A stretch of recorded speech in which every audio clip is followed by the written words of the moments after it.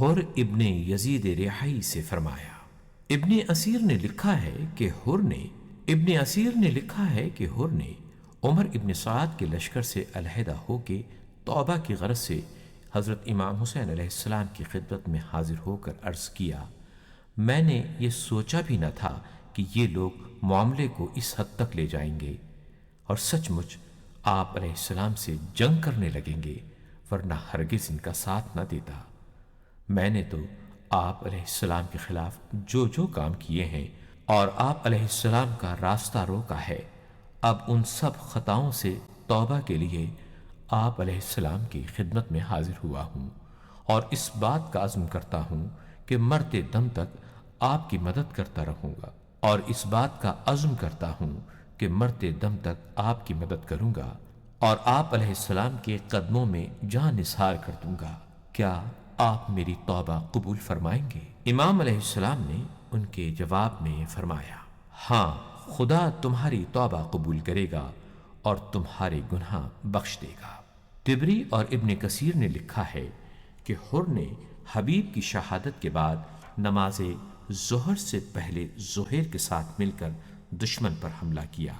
ان میں سے جو کوئی دشمن کے محاصرے میں پھنستا تو دوسرا محاصرہ توڑ کر اسے دشمن کے حصار سے آزاد کرا لیتا، یہاں تک کہ حر کے گھوڑے کے پاؤں کاٹ دیے گئے۔ انہوں نے گھوڑے سے اتر کر پیدل ہی جنگ جاری رکھی۔ جب ان کے ہاتھ دشمن کے 40 سے زیادہ افراد قتل ہو چکے تو دشمن کے ایک پیدل گروہ نے ان پر حملہ کر دیا، جس کے نتیجے میں وہ زخمی ہو کر گر پڑے۔ اس موقع پر لشکر امام علیہ السلام کے چند افراد نے دشمن پر حملہ کیا اور حر کے نیم جاں جسم کو قتل گاہ سے اٹھا کر خیموں کی طرف لے آئے اور اس خیمے کے قریب رکھ دیا جس میں شہداء کی لاشیں رکھی تھیں۔ امام علیہ السلام وہیں حر کے نیم جاں جسم کے قریب تشریف لائے۔ ان میں ابھی زندگی کی کچھ رمق باقی تھی۔ امام حسین علیہ السلام نے ان کا خون آلود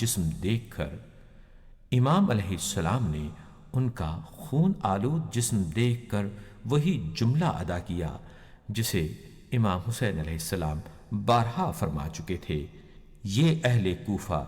ایسے ہی قاتلوں کے مانند ہیں جیسے انبیاء اور اولاد انبیاء کے قاتل ہوتے ہیں۔ اس کے بعد امام حسین علیہ السلام حر کے سرہانے بیٹھ گئے اور ان کے چہرے پر سے خون اور مٹی صاف کرتے ہوئے فرمایا، تم آزاد مرد ہو، جیسا کہ تمہاری ماں نے تمہارا نام حر یعنی آزاد رکھا تھا۔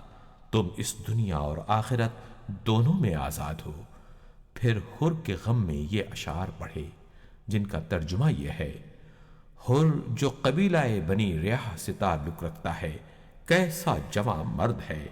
گھمسان کی جنگ اور نیزوں کی بارش کے باوجود ثابت قدم ہے، اور وہ کتنا اچھا ہے کہ جب حسین نے اسے صدا دی تو اس نے ان کی مدد کرتے ہوئے صبح عاشور اپنی جان قربان کر دی۔ بار الہا تو جنت میں اس کی خاطر تواضع کر اور خوبصورت و ملہی حور کو اس کی زوجہ قرار دے۔